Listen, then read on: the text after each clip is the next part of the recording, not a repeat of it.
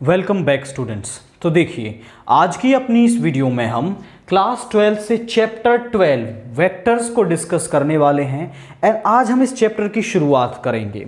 सबसे पहले हम इसमें एक्सरसाइज 12.1 को डिस्कस करेंगे। तो सबसे पहले हम ये समझेंगे कि एक वेक्टर आपका होता क्या है। वेक्टर के बारे में आपने क्लास 11th में डिटेल में स्टडी किया है कि एक वेक्टर होता क्या है। उसको हम थोड़ा यहाँ पर भी देखते हैं। देखिए ज़रा कैसे, यहाँ पर आपके पास होती हैं फिजिकल क्वांटिटीज।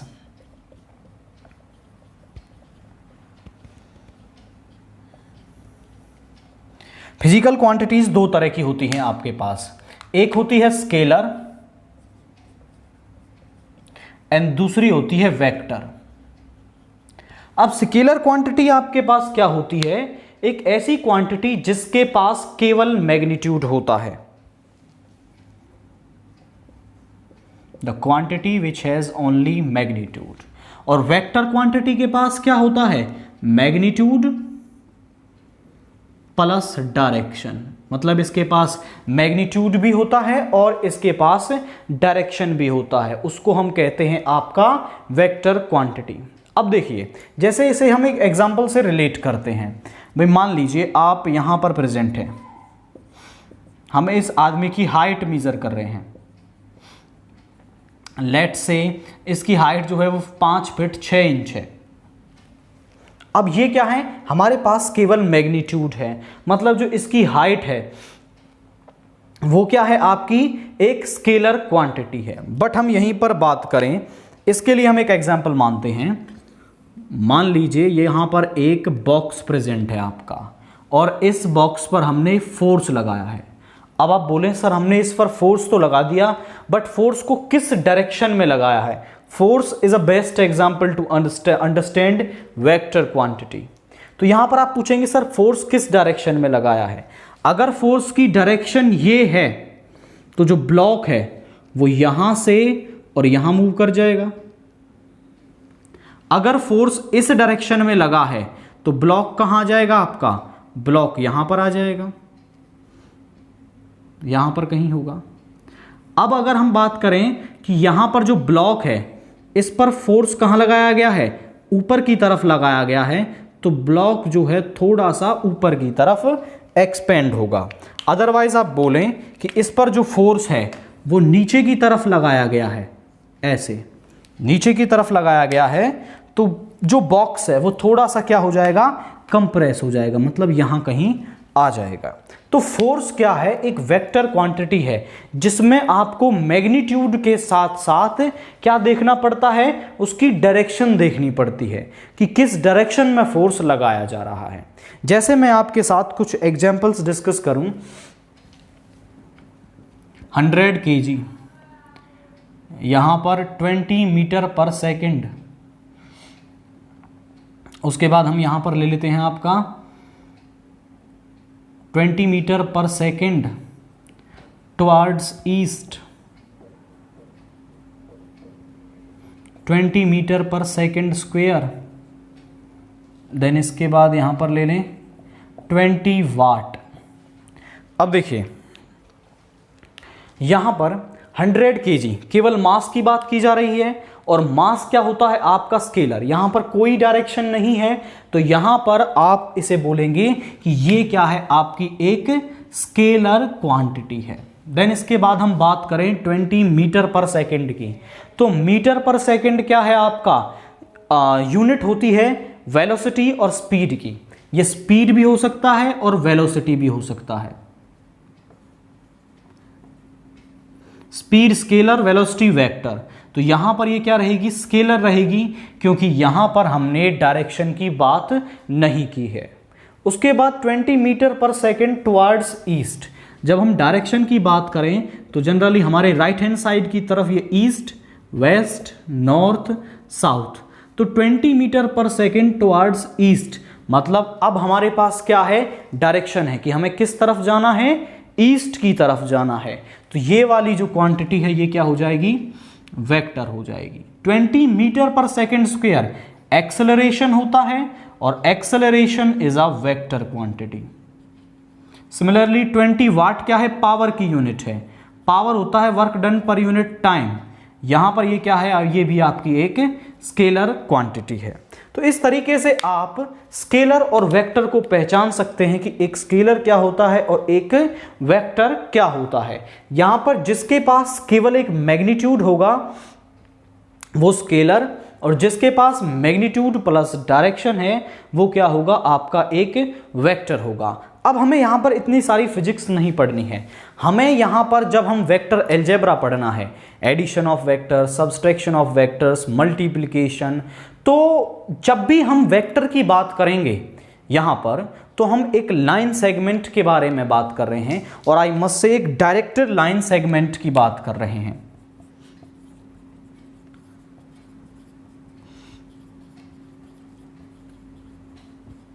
ध्यान से देखिए, एक लाइन क्या होती है जिसका कोई एंड पॉइंट नहीं होता, वो होती है लाइन। ये क्या है, कोई लाइन एल है। अब मैंने इस लाइन एल का एक छोटा सा टुकड़ा ले लिया, मान लीजिए यहां से और यहां तक का एक टुकड़ा मैंने ले लिया। इस ए बी टुकड़े को हम बोलते हैं लाइन सेगमेंट। उस लाइन का एक छोटा सा टुकड़ा होता है लाइन सेगमेंट।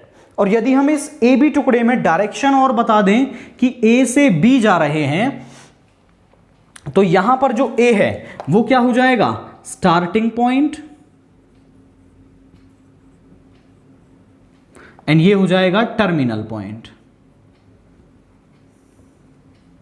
अब ध्यान से देखिए, हमारे एक डायरेक्टेड लाइन सेगमेंट मींस ये एक डायरेक्टेड लाइन सेगमेंट है जिसका स्टार्टिंग पॉइंट क्या है, ए है, एंड उसका टर्मिनल पॉइंट क्या है, बी है आपका।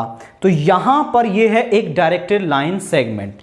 डायरेक्टेड लाइन सेगमेंट, इसको हम लिख सकते हैं ए बी वेक्टर। रिप्रेजेंट कैसे करेंगे, शुरुआत हो रही है ए से, जा कहां पर रहे हैं, बी पर, तो इसको हम लिख देंगे ए बी वी वेक्टर। और इस डायरेक्टेड लाइन सेगमेंट के पास तीन चीजें आपकी होती हैं।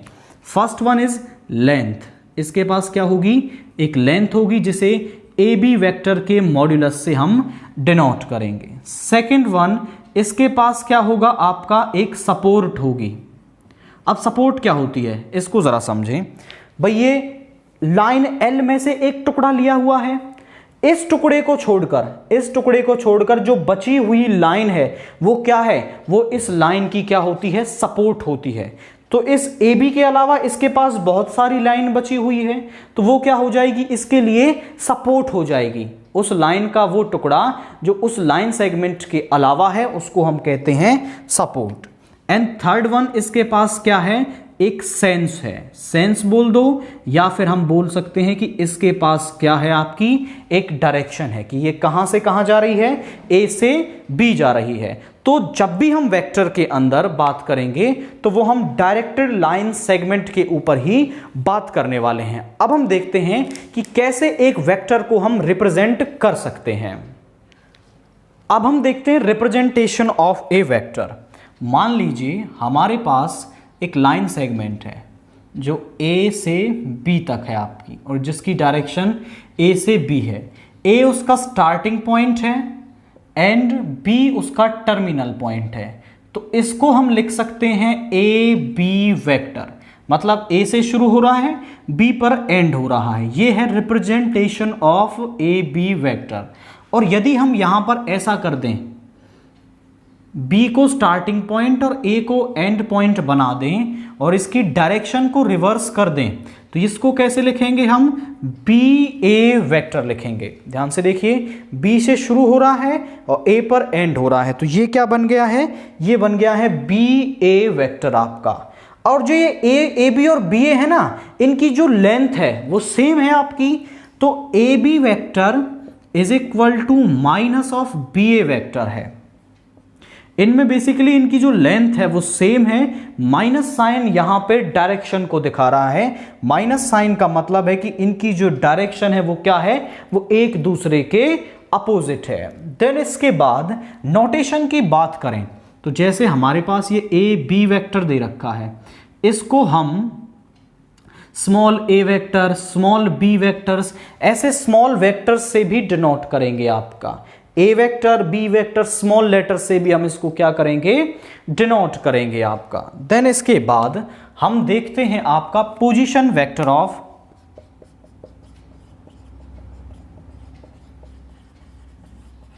ऑफ ए पॉइंट, एक पॉइंट के पोजीशन वेक्टर्स।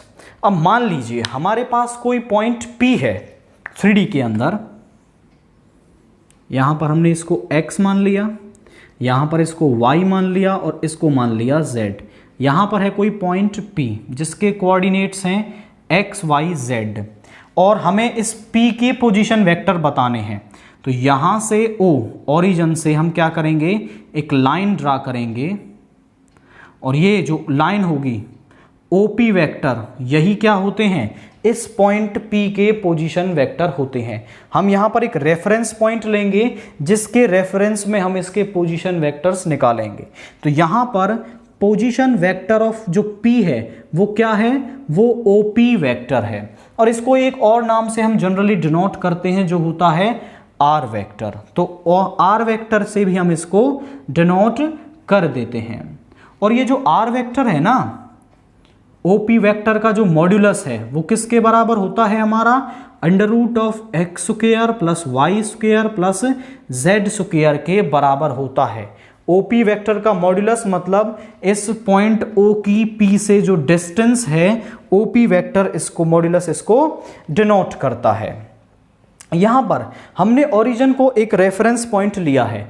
जब हम 3D में बात करते हैं तो हमें एक रेफरेंस पॉइंट की ज़रूरत होती है। जैसे फिजिक्स के अंदर जो हमारा सोलर सिस्टम है उसमें किसी भी प्लैनेट की जो डिस्टेंस है उसको कैसे निकाला जाता है, वहाँ पर हम सन जो है हमारा उसको रेफरेंस पॉइंट मानते हैं। सन से अर्थ की डिस्टेंस इतनी है, सन से जुपिटर की डिस्टेंस इतनी है, तो वहाँ पर जो सन है वो रेफरेंस पॉइंट का काम कर रहा है। सेम यहां पर हमने आपका क्या माना है, O को रेफरेंस पॉइंट माना है। जो ओरिजिन है वो रेफरेंस पॉइंट है हमारा और उसके रेस्पेक्ट में हम किसी भी पॉइंट के पोजीशन वेक्टर बता सकते हैं। जैसे यहां पर कोई Q पॉइंट है तो इस Q पॉइंट के जो पोजीशन वेक्टर हैं वो क्या हो जाएंगे, पोजीशन वेक्टर ऑफ Q वो हो जाएगा OQ वेक्टर। मतलब O के रेस्पेक्ट में OQ वेक्टर क्या हो जाएगा, इसका पोजीशन वेक्टर यहां पर हो जाएगा।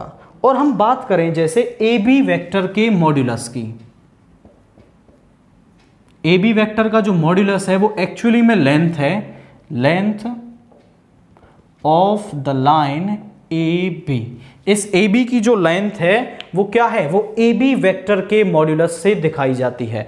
तो मॉड्यूलस का मतलब है जो वेक्टर हम पढ़ रहे हैं उसकी लेंथ होती है आपकी। देन इसके बाद हम देखते हैं टाइप्स ऑफ वेक्टर्स।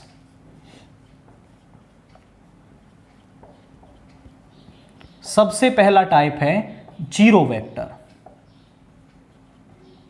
अब देखिए जीरो वेक्टर क्या होता है, हमारे पास एक ऐसा वेक्टर जिसका जो मैग्नीट्यूड है वो क्या हो, जीरो हो। Means the vector which has magnitude zero.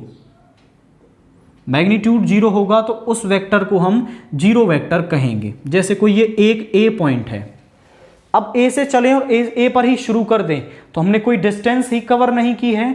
तो इसके एग्जाम्पल्स क्या हो सकते हैं, जैसे ए डैश बी बी, ये क्या है आपके जीरो वेक्टर है, मतलब उसी पॉइंट से चले और वहीं पर हैं आप, तो ये क्या हो जाएंगे आपके जीरो वेक्टर्स हो जाएंगे। ए बी बी, इस तरीके से आप इसके एग्जाम्पल्स बना सकते हैं। देन इसके बाद सेकंड टाइप है यूनिट वेक्टर्स। यूनिट वेक्टर क्या होते हैं, ऐसे वेक्टर जिनका जो मॉड्यूलस है वो क्या हो, जो मैग्नीट्यूड है वो क्या हो, 1 यूनिट हो। अब 1 यूनिट की बात कर रहा है, वो 1 किलोमीटर हो सकता है, वो 1 मीटर हो सकता है, जिसमें हम उसको मेजर कर रहे हैं उसमें वो 1 यूनिट के बराबर होना चाहिए। जैसे हमारे पास कोई ए वेक्टर है, इसका मैग्नीट्यूड 1 है, तो ये क्या है आपका एक यूनिट वेक्टर है। अब जैसे किसी ए वेक्टर के लिए हमें यूनिट वेक्टर लिखना हो तो उसके लिए हम उसको ए कैप से डिनोट करते हैं और उसको निकाला जाता है इस तरीके से, ये होता है आपका यूनिट वेक्टर। देन इसके बाद थर्ड टाइप है हमारा इक्वल वेक्टर्स।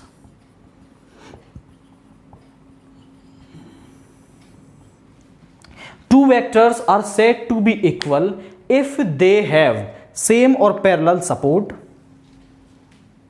यहां पर आप लिखेंगे वो कब क्या हो, पहला तो वो पैरेलल होने चाहिए, दूसरा वो क्या होनी चाहिए, सेम डायरेक्शन होनी चाहिए एंड सेम लेंथ होनी चाहिए। अगर वो तीनों कंडीशंस को सेटिस्फाई करता है तो वो वेक्टर क्या होगा, हमारा इक्वल वेक्टर होगा। पहला, वो दोनों वेक्टर्स क्या होने चाहिए, पैरेलल होने चाहिए, सेम डायरेक्शन होनी चाहिए दोनों की, और सेम क्या होनी चाहिए, उनकी लेंथ होनी चाहिए। ध्यान से देखिए कैसे, या सेम सपोर्ट भी आप इसे बोल सकते हैं, सेम सपोर्ट होनी चाहिए। जैसे हमारे पास ये एक ए वेक्टर है और ये बी वेक्टर है।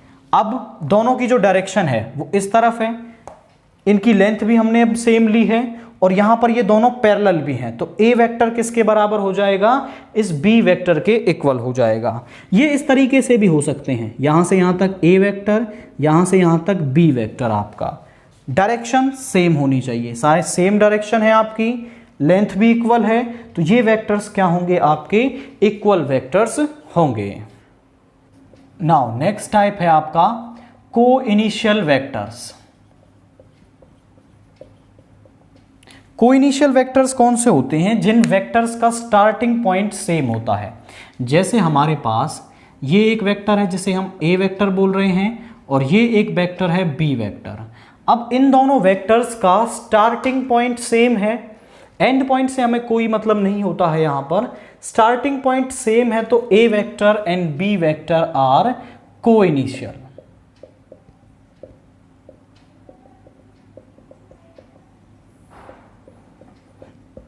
देन इसके बाद हम पढ़ते हैं कॉलिनियर वेक्टर्स।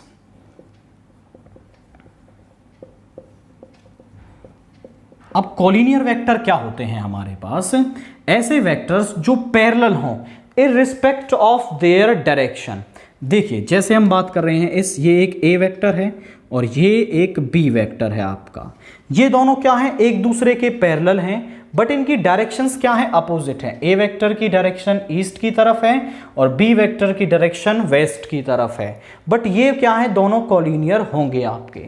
जनरली हम इसकी बात करें, मान लें आपके पास 3 पॉइंट दे रखे हैं ए बी सी इस तरीके से, तो ये तीनों पॉइंट्स को कॉलिनियर दिखाने का तरीका क्या है, आप पहले ए बी वेक्टर निकालें, वो सम m मल्टीपल आ जाता है बी सी वेक्टर का, तो आप बोल देते हैं कि जो ए बी और सी पॉइंट हैं वो क्या है, आपके कॉलिनियर हैं। कॉलिनियर मींस आप पैरेलल भी इन्हें बोल सकते हैं कि दो पैरेलल वेक्टर्स क्या होते हैं, कॉलिनियर हमेशा होते हैं। देन इसके बाद हम बात करें नेगेटिव ऑफ ए वेक्टर की।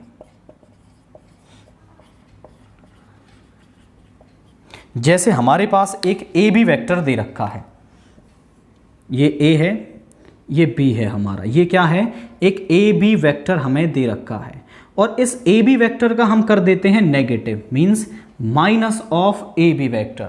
तो minus of A B vector का मतलब है हम उसका नेगेटिव करने के साथ उसकी डायरेक्शन को चेंज कर रहे हैं। तो अब डायरेक्शन कहां से कहां होगी, बी से ए। तो जब भी आप किसी वेक्टर का नेगेटिव करेंगे तो इसका मतलब है कि आप उस वेक्टर की क्या है, डायरेक्शन को चेंज कर रहे हैं। अब हम देखते हैं एक फ्री वेक्टर। फ्री वेक्टर का जो कंसेप्ट है वो क्या कहता है आपसे,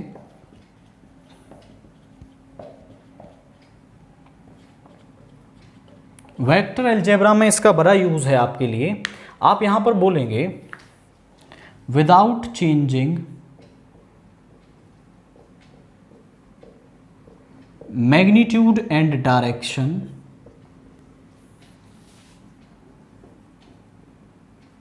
vectors can be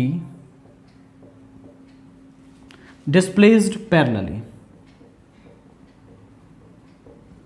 मीन्स दो वेक्टर मान लीजिए आपके पास दे रखे हैं, जैसे ये एक ए वेक्टर हमें दे रखा है और ये एक बी वेक्टर हमें दे रखा है इस तरीके से। अब इनकी डायरेक्शन को चेंज नहीं करना है और इनका मैग्नीट्यूड चेंज नहीं करना है, उसको उतना ही रखना है। हम इनको पैरेलली शिफ्ट कर सकते हैं। जैसे इस ए वेक्टर को मैं यहां लिख सकता हूं, अब भी डायरेक्शन उस तरफ ही है और मैग्नीट्यूड उतना ही है। इस बी वेक्टर को हम यहां लिख सकते हैं। तो इन्हें हम अपनी सुविधा के अकॉर्डिंग इन्हें चेंज करेंगे। जैसे हम इस बी वेक्टर को यहां पे लिख सकते हैं और इस ए वेक्टर को यहां ले आएंगे। तो जैसी हमें ज़रूरत होगी उसके अकॉर्डिंग हम इन्हें शिफ्ट करेंगे और इनका यूज़ करने वाले हैं, क्योंकि मैग्नीट्यूड और डायरेक्शन चेंज नहीं होनी चाहिए और बाकी आप इन्हें पैरेलली कहीं भी शिफ्ट कर सकते हैं। जैसे एक और एग्जांपल हम इसका ले लें, ये एक ए वेक्टर है और ये एक बी वेक्टर है आपका। अब यहाँ पर ये हैं, इनके बीच में सम एंगल थीटा बन रहा है। अब इसे हम क्या है, इसे हम यहाँ ला सकते हैं, यहाँ पर ये हो जाएगा ए वेक्टर, ये हो जाएगा आपका बी वेक्टर। हमने इन्हें पैरेलली शिफ्ट कर दिया है, मैग्नीट्यूड उतना ही है। अब हम इस कंसेप्ट का यूज करेंगे in the addition of vectors. तो वेक्टर्स को ऐड करने के लिए दो इंपॉर्टेंट लॉ हमें पढ़ने हैं, जिनमें सबसे पहला है हमारा triangle law of vector addition.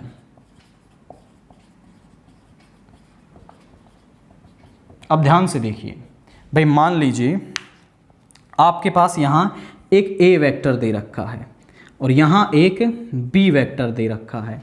दोनों को हम शिफ्ट करते हैं और इसे हम ऐसे लिख लेते हैं, यहाँ पर ए वेक्टर, इस बी वेक्टर को हम यहाँ पर ले आए और ये है आपका सम सी वेक्टर। तो इन दोनों को ऐड करना है। तो ट्रायंगल लॉ हमसे क्या कहता है कि इसका स्टार्टिंग पॉइंट, इसका एंड पॉइंट, तो यहां पर आया ए वेक्टर प्लस बी वेक्टर इस सी वेक्टर के बराबर होगा। यही क्या है, हमारा triangle law of vector addition है। इसको आप दूसरे तरीके से देख सकते हैं, जैसे यहां पर आपको दे रखा है ए बी और ये है सी, तो ए बी की डायरेक्शन ये है, बी सी की डायरेक्शन और ए सी की डायरेक्शन ये है। तो ए का स्टार्टिंग पॉइंट और इस सी का एंड पॉइंट जब आप इस ट्रायंगल में ले रहे हैं, इन ट्रायंगल ए बी सी, तो इसको आप लिख सकते हैं ए बी वेक्टर और बी से सी जाएंगे, ये किसके बराबर होगा, ये बराबर होगा ए सी वेक्टर के। आई रिपीट, पहले वाले वेक्टर का स्टार्टिंग पॉइंट, दूसरे वाले वेक्टर का एंड पॉइंट, और ये पॉइंट दोनों का क्या होना चाहिए, सेम होना चाहिए। ध्यान से देखिए, दोनों का स्टार्टिंग पॉइंट बी यहां पर है, ये इसका एंड पॉइंट है और इस वाले वेक्टर का स्टार्टिंग पॉइंट है, वो कोलाइड करना चाहिए और फर्स्ट वेक्टर का स्टार्टिंग पॉइंट दूसरे का एंड पॉइंट इसके ये बराबर होता है। इसी को हम कहते हैं आपका triangle law of vector addition. इसको हम ऐसे भी यूज कर सकते हैं और ऐसे भी हम इसको यूज कर सकते हैं। नाउ देखिए parallelogram law of vector addition.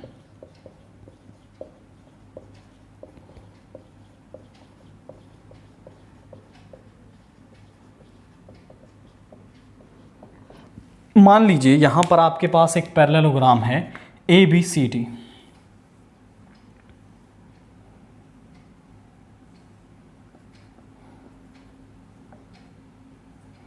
A B vector जो है वो ए वेक्टर दे रखा है, बी सी वेक्टर हमें बी वेक्टर दे रखा है।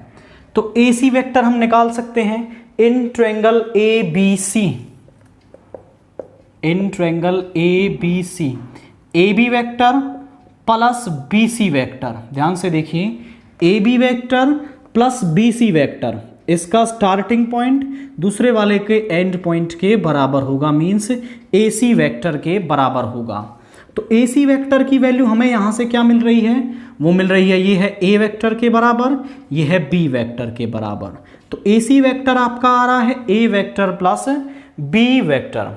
अब पैरेललोग्राम की अपोजिट साइड्स बराबर होती हैं, तो ये डी सी वेक्टर जो है वो ए वेक्टर के बराबर होगा और जो बी सी वेक्टर है वो ए डी वेक्टर के यहां पर बराबर होगा। अब in triangle A D C, A D C triangle में हम ले रहे हैं यहां से A D vector plus D C vector किसके बराबर होगा, हमारा ए सी वेक्टर के बराबर होगा। ये है बी वेक्टर, ये है ए वेक्टर, ये क्या हो जाएगा, ए सी वेक्टर। तो ए सी वेक्टर भी किसके पास आ रहा है, हमारा A vector plus B vector. तो जो parallelogram law of vector addition है वो क्वाइट सिमिलर है आपका triangle law of vector addition से। दोनों में कोई खास डिफरेंस नहीं है, बस यहां पर अपर ट्रायंगल लोअर ट्रायंगल, दो ट्रायंगल एक साथ बनते हैं parallelogram law of vector addition के अंदर। देन इसके बाद हम देखते हैं properties of vector addition.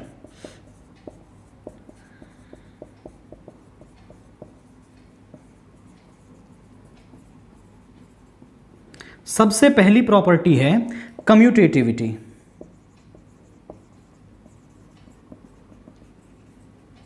Commutativity का मतलब क्या है? देखिए, हम प्रॉपर्टीज को थोड़ा डिटेल शॉर्ट में डिस्कस करने वाले हैं। दो वेक्टर्स हैं, ए वेक्टर प्लस बी वेक्टर बराबर होता है बी वेक्टर प्लस ए वेक्टर के। मतलब आप ए वेक्टर को बी वेक्टर के साथ जोड़ें या फिर बी वेक्टर को ए वेक्टर के साथ जोड़ें, रिजल्ट क्या मिलेगा? हमेशा हमें सेम मिलेगा। यही तो होता है कम्यूटेटिविटी, कि दो वेक्टर्स के ऑर्डर को रिवर्स करके ऐड किया जाए तो रिजल्ट सेम मिलता है, तो हमेशा क्या होते हैं? वो कम्यूटेटिव होते हैं। तो वेक्टर एडिशन जो है वो कम्यूटेटिव होता है। Vector addition is commutative.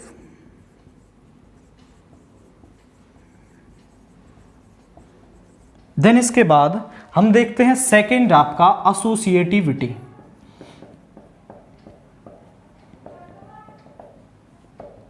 देखिए, ए वेक्टर और बी वेक्टर को पहले हम जोड़ लें और फिर उसको जोड़ें सी वेक्टर के साथ, तो हमें रिजल्ट जो है वो मिलेगा। पहले आप बी और सी को जोड़ लो और फिर उसको ए के साथ जोड़ें। आई रिपीट, ए और बी को जोड़ के सी के साथ जोड़ रहे हैं तो एक वेक्टर हमें मिल जाएगा। बी और सी को जोड़ रहे हैं और उसको ए के साथ जोड़ रहे हैं तो रिजल्ट हमें सेम मिलेगा। तो हम कह सकते हैं vector addition is associative in nature. Then इसके बाद third property, existence of identity element.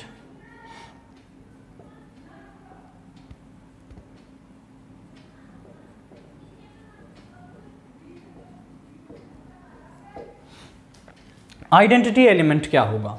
देखिए, आइडेंटिटी एलिमेंट की डेफिनेशन है कि ए वेक्टर के अंदर हम क्या जोड़ें कि वापस हमें ए वेक्टर ही मिल जाए। ये आइडेंटिटी एलिमेंट की डेफिनेशन है कि इस ए वेक्टर के अंदर हम क्या ऐड करें कि वापस ए वेक्टर मिल जाए। तो ऐसा एक ही वेक्टर है, वो क्या है? Zero vector. अगर आप किसी भी वेक्टर में जीरो वेक्टर जोड़ेंगे तो आपको वही वेक्टर मिल जाएगा।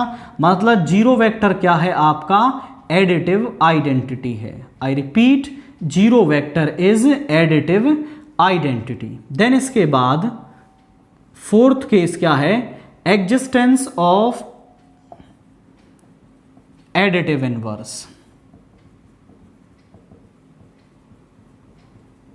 ध्यान से देखिए, इस ए वेक्टर में हम क्या जोड़ें कि हमें क्या मिल जाए? एडिटिव आइडेंटिटी मिल जाए। मान लिया हम इसमें थोड़ी देर के लिए एक्स वेक्टर जोड़ रहे हैं, इस ए को इस तरफ ले जाएंगे तो X vector is equal to zero vector minus A vector. तो एक्स वेक्टर किसके बराबर आ रहा है? माइनस ए वेक्टर के बराबर आ रहा है। मतलब किसी भी वेक्टर का जो एडिटिव इनवर्स होता है वो उसके नेगेटिव के बराबर होता है। ए वेक्टर का additive inverse minus A vector. तो आप लिख सकते हैं additive inverse of A vector is obtained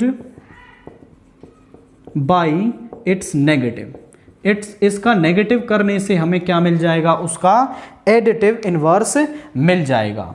next इसके बाद है multiplication of A vector by scalar.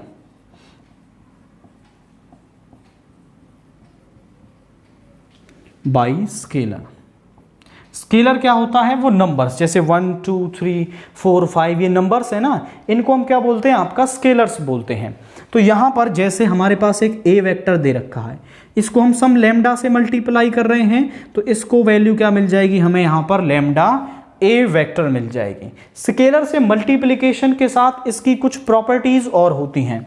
जैसे सबसे पहली प्रॉपर्टी है, मान लीजिए हम किसी वेक्टर को, जैसे कोई ए वेक्टर है, उसको m से मल्टीप्लाई कर रहे हैं, उसको आप आगे से मल्टीप्लाई करें या पीछे से मल्टीप्लाई करें, रिजल्ट क्या आता है? हमारा सेम आता है। मतलब प्री मल्टीप्लाइंग करें या पोस्ट मल्टीप्लाइंग करें तो रिजल्ट क्या रहेगा? हमारा सेम ही रहेगा। देन इसके बाद अगर आप किसी वेक्टर को 1 से मल्टीप्लाई करते हैं, आप सामने से मल्टीप्लाई करें या उसको 1 को पीछे से मल्टीप्लाई करें, जो रिजल्ट है वो किसके बराबर रहेगा? आपका ए वेक्टर के ही बराबर रहेगा। थर्ड प्रॉपर्टी क्या कहती है कि किसी वेक्टर को आप 0 से मल्टीप्लाई कर रहे हैं, वही केस आगे से मल्टीप्लाई करें या पीछे से मल्टीप्लाई करें, रिजल्ट किसके बराबर होगा? 0 वेक्टर के बराबर होगा। फोर्थ प्रॉपर्टी क्या कहती है कि किसी वेक्टर को n से मल्टीप्लाई कर दिया और फिर उसको m से मल्टीप्लाई कर दिया, मतलब पहले किसी n स्केलर से मल्टीप्लाई कर दिया, फिर उसके बाद किसी m स्केलर से उसको मल्टीप्लाई कर दिया, तो रिजल्ट क्या होता है, उस m और n की आप आपस में मल्टीप्लाई कर लें और फिर उस वेक्टर के साथ मल्टीप्लाई कर दें, तो भी रिजल्ट क्या मिलेगा, जो हमें मिलेगा वो सेम होगा। देन इसके बाद m plus n of A vector, मतलब किन्हीं भी दो स्केलर्स को हम जोड़ रहे हैं और तब उससे मल्टीप्लाई कर रहे हैं, या फिर हम m को a से मल्टीप्लाई कर दें और n को a से मल्टीप्लाई कर दें और फिर दोनों को जोड़ें, तो जो रिजल्ट है वो क्या रहेगा, हमारा सेम रहेगा। तो ये कुछ प्रॉपर्टीज हैं इसकी by multiplying it scalar, scalar से मल्टीप्लाई करने पर ये कुछ प्रॉपर्टीज यहां पर यूज होती है। अब हम देखते हैं direction ratios and direction cosines of A vector.